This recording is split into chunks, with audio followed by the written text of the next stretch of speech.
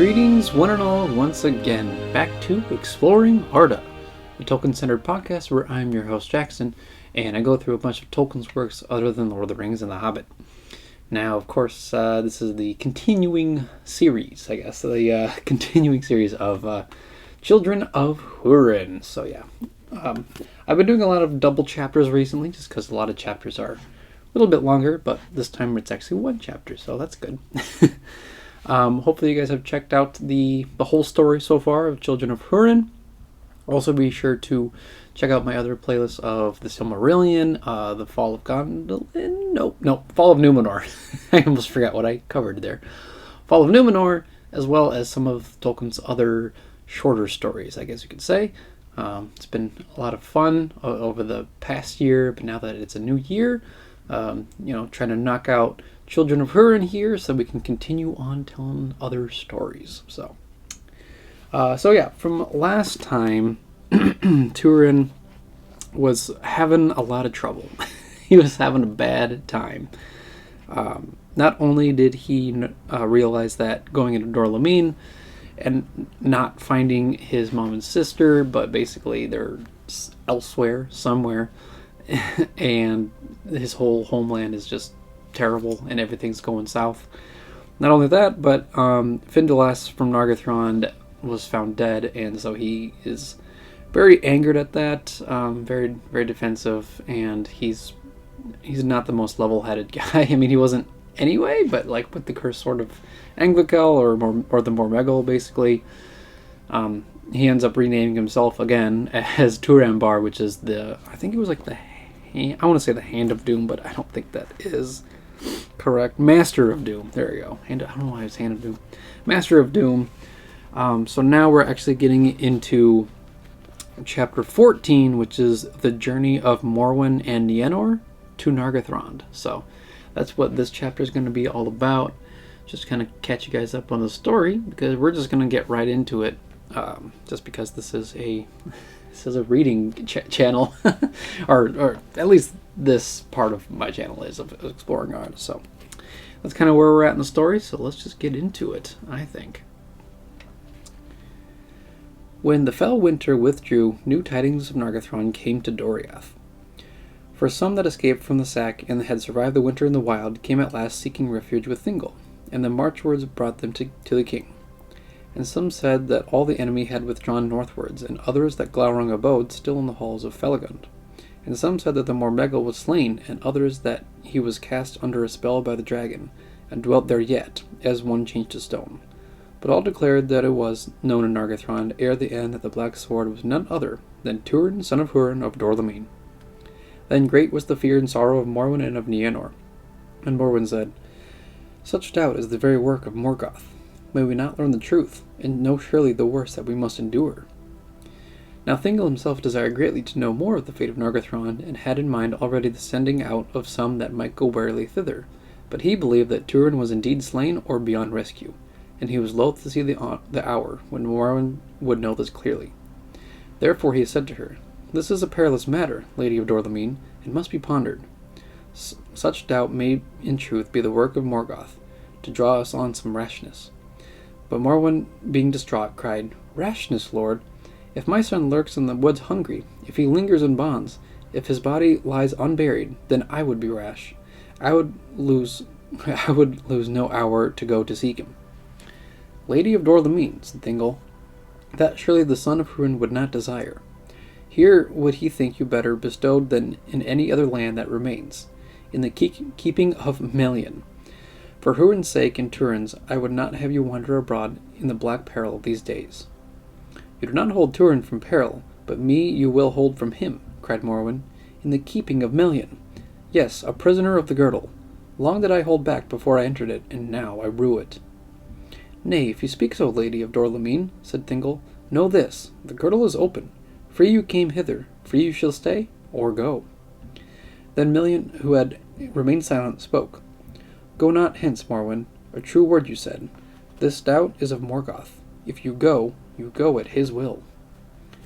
"Fear of Morgoth will not withhold me from the call of my kin," Morwen answered. "But if you fear for me, lord, then lend me some of your people." "I command you not," said Thingol, but my people are my own to command. I will send them at my own advice." Then Morwen said no more, but wept, and she left the presence of the king. Thingol was heavy-hearted, for it seemed to him that the mood of Morwen was fey, and he asked Melian whether she would not restrain her by her power. "Against the coming in of evil I may do much," she answered, "but against the going out of those who will go, nothing. This is your part. If she is to be held here, you must hold her with her strength, yet maybe thus you will overthrow her mind." So I'm going to do like a quick summary here. Is Morwen is very upset because she learns that it is Túrin who is out and about with the Black Sword of Mormegel, and I think she's just more of just worried because that's her son, which makes sense, and she is under the protection of Melian, the Girdle of Melian, Thingol's realm, Doriath, and it is a safe place, but she would rather go out and save her own son than, just doing nothing. And I mean, like, yes, being safe in Doriath, but I feel like from this, she's not doing much to help. So, yeah, back to it again. Now Morwen went to Niënor and said, "Farewell, daughter of Húrin. I go to seek my son, or true tidings of him, since none here will do aught, but tarry till too late. Await here until haply I return." Then Niënor in dread and distress would restrain her, but Morwen answered nothing, and went to her chamber, and when morning came she had taken horse and gone. Now Thingol had commanded that none should stay her, or seem to waylay her, but as soon as she went forth, he gathered a company of the hardiest and most skilled of his marchwards, and set Mablung in charge. "Follow now speedily," he said. Let her not be aware of you. But when she has come to the wild, if danger threatens, then show yourselves, and she will not return, then guard her as you may. But some of you I would have go forward as far as you can, and learn all that you may." Thus it was that Thingol sent out a larger company than he had at first intended, and there were 10 riders among them with spare horses. They followed after Morwen, and she went south through Region, and so came to the shores of Syrian, above the Twilight Maris.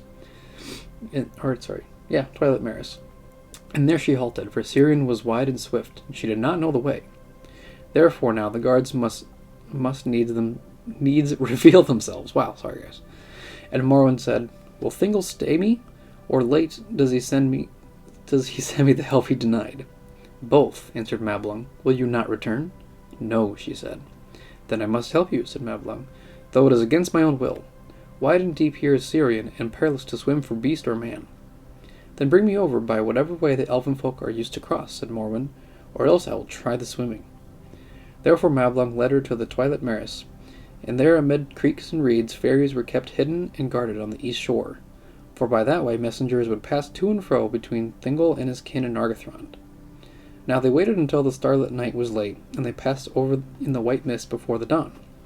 And even as the sun rose beyond the blue mountains, and a strong morning wind blew and scattered the mist, the guards went up onto the west shore and left the Girdle of Melian. Tall elves of Doriath they were, grey-clad and cloaked over their mail. Morwen from the ferry watched them as they passed silently, and then suddenly she gave a cry and pointed to the last of the company that went by. "Whence came he?" she said. "Thrice 10 you came to me, thrice 10 and 1 you go ashore." Then the others turned and saw that the sun shone upon a head of gold, for it was Niënor, and her hood was blown back by the wind. Thus it was revealed that she had followed the company and joined them in the dark before they crossed the river. They were dismayed, but none more than Morwen. Go back, I command you," she cried. "If the wife of Húrin can go forth against all counsel at the call of kindred," said Niënor, "then so also can Húrin's daughter. Mourning you named me, but I will not mourn alone, for father, brother, and mother. But of these you only have I known, and above all do I love, and nothing that you fear not do I fear." In truth, little fear was seen in her face or her bearing. Tall and strong she seemed, for of great stature were those of Hador's house, and thus clad in elvish raiment she marched well with the guards, being smaller only than the greatest among them. "What would you do?" said Morwen. "Go where you go," said Niënor. "This choice indeed I bring, to lead me back and bestow me safely in the keeping of Melian, for it is not wise to refuse her counsel, or to know that I shall go into peril if you go. For in truth Niënor had come most in hope that for fear and love of her mother would turn back, and Morwen was indeed torn in mind. "It is one thing to refuse counsel," she said. "It is another to refuse the command of your mother. Now go back." "No," said Niënor. "It is long since I was a child. I have a will and wisdom of my own, though until now it was not crossed yours. I go with you, rather to Doriath, for reverence of those that rule it. But if not, then westward. Indeed, if either of us should go on, it is I rather, in the fullness of strength." Then Morwen saw in the grey eyes of Niënor the steadfastness of Húrin, and she wavered, but she could not overcome her pride, and she would not, save the fair words, seem thus to be led back by her daughter, as one old and doting. "I go on as I have purposed," she said. "Come you also, but against my will." "Let it be so," said Niënor. Then Mablung said to his company, "Truly, it is by lack of counsel, not of courage, that Húrin's kin bring woe to others. Even so with Túrin, yet not so with his fathers. But now they are all fey, and I like it not. More do I dread this errand of the king than the hunting of the wolf. What is to be done?" But Morwen, who had come ashore and now drew near, heard the last of his words. "Do as you are bidden by the king," she said. "Seek for tidings of Nargathrond and of Túrin. For this end are we all come together." "It is yet a long way and dangerous," said Mablung. "If you go further, you shall both be horsed and go among the riders, and stray no foot from them." Yeah, I think that's a good break here. So, not only is Morwen kind of against the council of Thingol and Melian, where they're both saying, "Oh, no, you should probably stay here," while Túrin is out doing whatever he does. Morwen's like, "Nope, gonna go anyway," and so he ends up sending some of his men to go help them, and then what do you know, Niënor follows behind them, which is actually kind of crazy to think about, because the whole thing about elves is that they're very diligent in their travels. So like for Niënor to suddenly appear, especially like with like a host of elves, is kind of impressive, I guess. I mean, it's kind of difficult to really say, because Niënor wasn't really like raised with the elves, so to speak, but I don't know, I just thought it was impressive. So Niënor kind of like proves herself and persuades Morwen that they're gonna pretty much travel together to Nargathrond, I'm assuming, because there's a lot of places here and there, but that's kind of like a brief summary of what it's about. So I just think Niënor's very impressive to follow them and not have them notice her until the last moment. So back to this story. Thus it was that the full day they set forth and passed slowly and warily out of the country of reeds and low willows, and came to the grey woods that covered much of the southern plain before Nargathrond. All day they went due west, and saw nothing but desolation, and heard nothing, for the lands were silent, and it seemed to Mablung that a present fear lay among them. That same way had Baron trotted years before, and then the woods were filled with the hidden eyes of the hunters. But now all the people of Narog were gone, and the orcs, it seemed, were not yet roaming so far southward. That night they encamped in the grey wood without fire or light. The next 2 days they went on, and by evening of the third day from Syrian, they were come across the plain and were drawing near to the east shores of Narog. Then so great an unease came upon Mablung that he begged Morwen to go no further.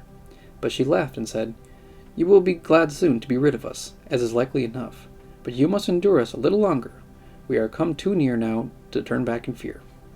Then Mablung cried, "Fey are you both, and foolhardy. You help but not hinder any gathering of news. Now hear me. I was bidden not to stay you with strength, but I was bidden also to guard you as I might. In this pass only one I can do, and I will guard you. Tomorrow I will lead you to Amon Ithir, the Spy Hill, which is near, and there you shall sit under guard and go no further while I command here." Now Amon Ithir was a mound as great as a hill that long ago Felagund had caused to raise with great labor in the plain before his doors, a league east of Narog. It was tree-grown, save on the summit, whence a wide view might be had all ways of the road that led to the great bridge of Nargathrond, and all the lands round about. To this hill they came late in the morning and climbed up from the east. Then looking out towards the high Farath, brown and bare beyond the river, Mablung saw with elfin sight the terraces of Nargathrond, in the steep west bank, and as a small black hole in the hill wall the gaping doors of Felagund. But he could hear no sound, and he could see no sign of any foe, nor any token of the dragon, save the burning about the doors that he had wrought in the days of the sack. All lay quiet under a pale sun. Now therefore Mablung, as he had said, commanded his 10 riders to keep Morwen and Niënor on the hilltop, and not to stir thence until he returned, unless some great peril arose. And if that befell, the riders should set Morwen and Niënor in their midst, and flee as swiftly as they might, eastway towards Doriath, sending one ahead to bring news and seek aid.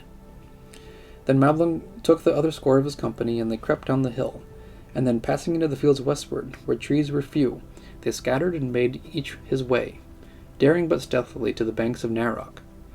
Mablung himself took the middle way, going toward the bridge, and so came to its hither end, and found it all broken down, and the deep cloven river, running wild after rains away, far away northward, was foaming and roaring among the fallen stones. But Glaurung lay there, just within the shadow of the great passage that led inward from the ruined doors, and he had long been aware of the spies, though few other eyes in Middle-earth would have discerned them. But the glance of his fell eyes were keener than that of the elves, and outreached the far side of the elves. Than the eagles, and And indeed he knew also that some remained behind and sat upon the bare top of Ammonithir. Thus, even as Mablung crept among the rocks, seeking whether he could ford the wild river upon the fallen stones of the bridge, suddenly Glaurung came forth with a great blast of fire, and crawled down into the stream. Then straightway there was a vast hissing, and huge vapors arose, and Mablung and his followers that lurked near were engulfed in a blinding steam and foul stench, and the most fled as best they could towards the spy hill. But as Glaurung was passing over Narog, Mablung drew aside and lay under a rock and remained, for it seemed to him that he had an errand yet to do. He knew now indeed that Glaurung abode in Nargathrond, but he was bidden also to learn the truth concerning Húrin's son, if he might. And in the stoutness of his heart, therefore, he purposed to cross the river as soon as Glaurung was gone, and had searched the halls of Felagund. For he thought all had been done that could be for the keeping of Morwen and Niënor. The coming of Glaurung would be marked, and even now the riders should be speeding towards Doriath. Glaurung therefore passed Mablung by, a vast shape in the mist, and he went swiftly, for he was a mighty worm, and yet lithe. Then Mablung behind him forded Narog in great peril. But the watchers upon Ammonithir beheld the issuing of the dragon, and were dismayed. At once they bade Morwen and Niënor mount, without debate, and prepared to flee eastward as they were bidden. But even as they came down from the hill into the plain, an ill wind blew the great vapors upon them, bringing a stench that no horses could endure. Then, blinded by the fog, and in mad terror of the dragon reek, the horses soon became ungovernable, and went wildly this way and that, and the guards were dispersed, and were dashed against trees to great hurt, or sought vainly one for another. The neighing of the horses and the cries of the riders came to the ears of Glaurung, and he was well pleased. One of the elf riders, striving with his horse in the fog, saw suddenly the Lady Morwen passing near, a grey wraith upon a mad steed, but she vanished in the mist, crying Niënor, and they saw her no more. But when the blind terror came upon the riders, Niënor's horse, running wild, stumbled, and she was thrown. Falling softly into the grass, she was unhurt, but when she got to her feet she was alone, lost in the mist, without horse or companion. Her heart did not fail her, and she took thought, and it seemed to her vain to go towards this cry or that, for cries were all about her, but growing ever fainter. Better it seemed to her in such case to seek again for the hill. Thither doubtless Mablung would come before he went away, if only to be sure that none of his company had remained there. Therefore, walking at guess, she found the hill, which was indeed close at hand, by the rising of the ground before her feet, and slowly she climbed the path that led up from the east, and as she climbed so the fog grew thinner, until she came at last out into the sunlight on the bare summit. Then she stepped forward and looked westward, and there, right before her, was the great head of Glaurung, who had even then crept up from the other side, and before she was aware, her eyes had looked into the fell spirit of his eyes, and they were terrible, being filled with the spirit of Morgoth, his master. Strong was the will and heart of Niënor, and she strove against Glaurung, but he put forth his power against her. "What seek you here?" he said, and constrained to answer, she said, "I do but seek one Túrin that dwelt here a while, but he is dead, maybe." I know not, said Glaurung. He was left here to defend the women and weaklings, but when I came here, he deserted them and fled. A boaster, but a craven, it seems. Why seek you such a one? You lie, said Niënor. The children of Húrin at least are not craven. We fear you not. Then Glaurung laughed, for so was Húrin's daughter revealed to his malice. Then you are fools, both you and your brother, said he, and your boast shall be made vain, for I am Glaurung. Then he drew her eyes into his, and her will swooned, and it seemed to her that the sun sickened and all became dim about her, and slowly a great darkness drew down on her, and in that darkness there was emptiness. She knew nothing, and heard nothing, and remembered nothing. So I'm going to do a little bit of a break here. There you go. Yeah, so this is, Glaurung back at it again, being a very vicious foe. So, yeah, Nargathrond is still pretty much being, I guess governed. You can't really say governed by Glaurung, because he's just kind of like there. That's his prize. He's probably still like coveting all the treasures, the gold, the riches of Nargothrond. So he's still there. Mablung is terrified, and even so, Morwen and Niënor still kind of like try to creep up to Nargathrond, but that obviously doesn't work because apparently Glaurung has like intensely like impressive sight.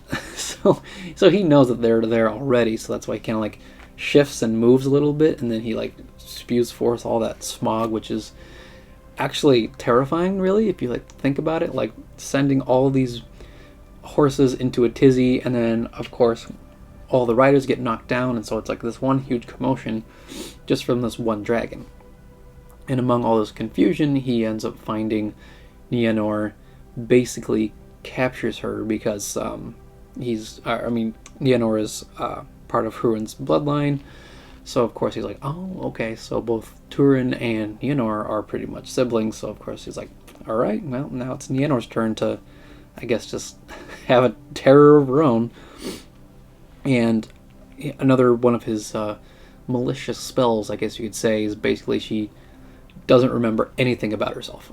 So it's like an almost instant amnesia, basically. Is kind of terrifying. I think it's amnesia, if I remember. But yeah, so it's I was gonna say Mablung. Glaurung is a terrible villain, and he's like, I don't know, having a dragon do all that for Morgoth is like insanely dangerous, especially. And Mablung knows this, and that's why he didn't want them to go to Nargathrond, most likely. But yeah, it's all terrifying. So let's get back into the story before I rant any further. So long Mablung explored the halls of Nargathrond, as well he might for the darkness and the stench, but he found no living thing there. Nothing stirred among the bones, and none answered his cries. At last, being oppressed by the horror of the place, and fearing the return of Glaurung, he came back to the doors. The sun was sinking west, and the shadows of the Phareth behind lay dark on the terraces and the wild river below. But away beneath Amenethir he descried, as it seemed, the evil shape of the dragon. Harder and more perilous was the return over Narog in such haste and fear, and scarcely had he reached the east shore and crept aside under the bank when Glaurung drew nigh. But he was slow now and stealthy, for all the fires in him were burned low. Great power had gone out of him, and he would rest and sleep in the dark. Thus he arrived through the water and slunk up to the doors like a huge snake, ashen gray, sliming the ground with his belly. But he turned before he went and looked back eastward, and there came from him the laughter of Morgoth, dim but horrible, as an echo of malice out of the black depths far away. And this voice, cold and low, came after. There you lie like a vole under the bank, Mablung the mighty. Ill do you run the errands of Thingol. Haste you now to the hill and see what has become of your charge. Then Glaurung passed into his lair, and the sun went down, and grey evening came chill over the land. But Mablung hastened back to Amenethir, and as he climbed to the top of the stars, came out in the east. Against them he saw there standing, dark and still, a figure as it were an image of stone. Thus Niënor stood and heard nothing that he said, and made him no answer. But when at last he took her hand, she stirred, and suffered him to lead her away. And while he held her, she followed, but if he loosened her, she stood still. Then great was Mablung's grief and bewilderment, but no other choice had he but to lead Niënor so upon the long eastward way, without help or company. Thus they passed away, walking like dreamers, out into the night-shadowed plain. And when morning returned, Niënor stumbled and fell and lay still, and Mablung sat beside her in despair. "Not for nothing did I dread this errand," he said, "for it will be my last, it seems. With this unlucky child of men I shall perish into the wilderness, and my name shall be held in scorn in Doriath. If any tidings indeed are ever heard of our fate. All else doubtless are slain, and she alone spared, but not in mercy." Thus they were found by 3 of the company that had fled from Narog at the coming of Glaurung, and after much wandering, when the mist had passed, went back to the hill, and finding it empty, they had begun to seek their way home. Hope then returned to Mablung, and they went on now together, steering northward and eastward, for there was no road back into Doriath and to the south, and since the fall of Nargathrond, the fairy wards were forbidden to set any across, save those that came from within. Slow was their journey for those that led a weary child, but ever as they passed further from Nargathrond and drew nearer to Doriath, so little by little strength returned to Niënor, and she would walk hour by hour obediently, led by the hand. Yet her wide eyes saw nothing, and her ears heard no words, and her lips spoke no words. And now at length, after many days, they came nigh to the west border of Doriath, somewhat south of the Tegelin, for they intended to pass the fences of the little land of Thingol beyond Húrin, and so come to the guarded bridge near the inflowing of Escalduin. There awhile they halted, and they laid Niënor on a couch of grass. She closed her eyes, as she had not yet done, and it seemed that she slept. Then the elves rested also, and for weariness were unheedful. Thus they were assailed by unawares by a band of orc hunters, such as now roamed much in that region, as nigh to the fences of Doriath as they dared to go.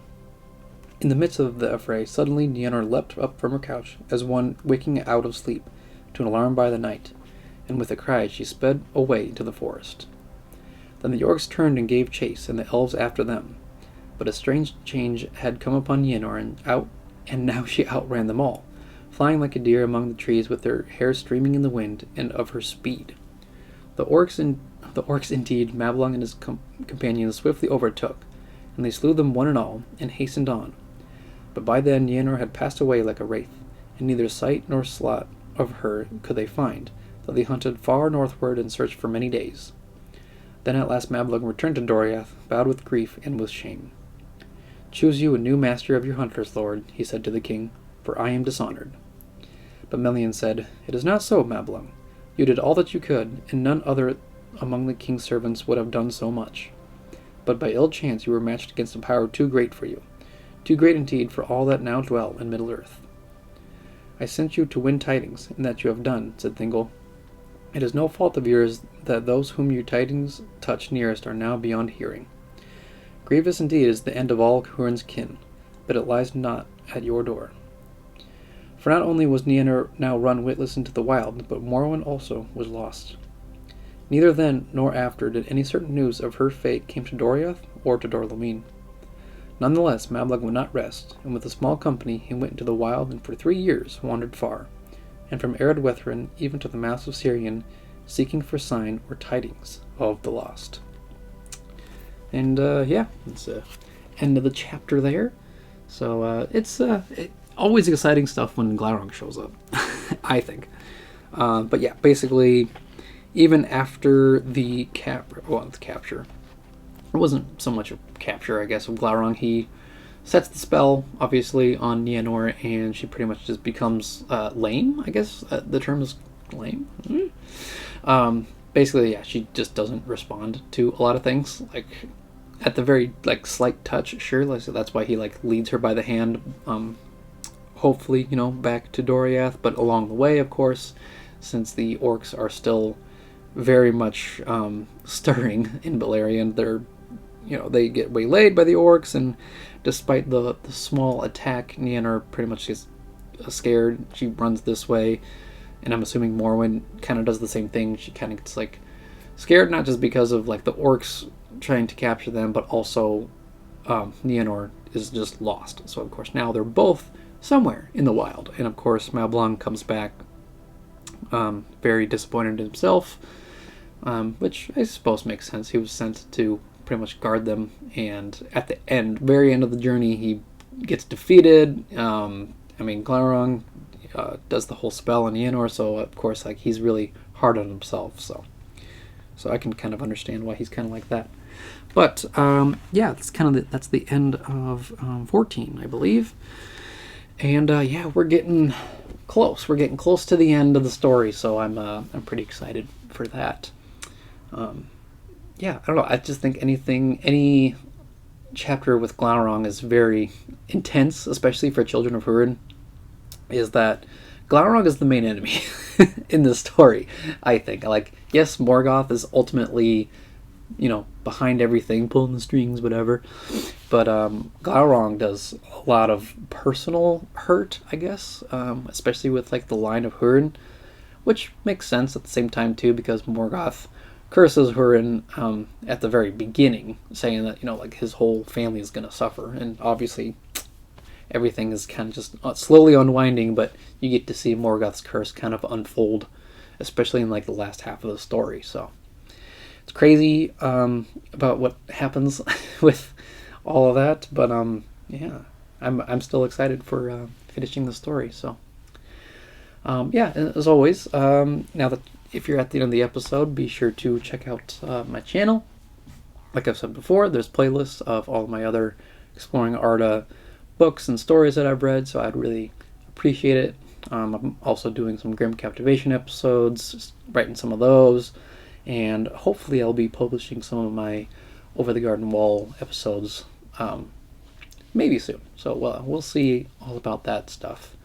And so with all that being said, just stay tuned for another episode, and may the light of Elbereth be with you all. Farewell.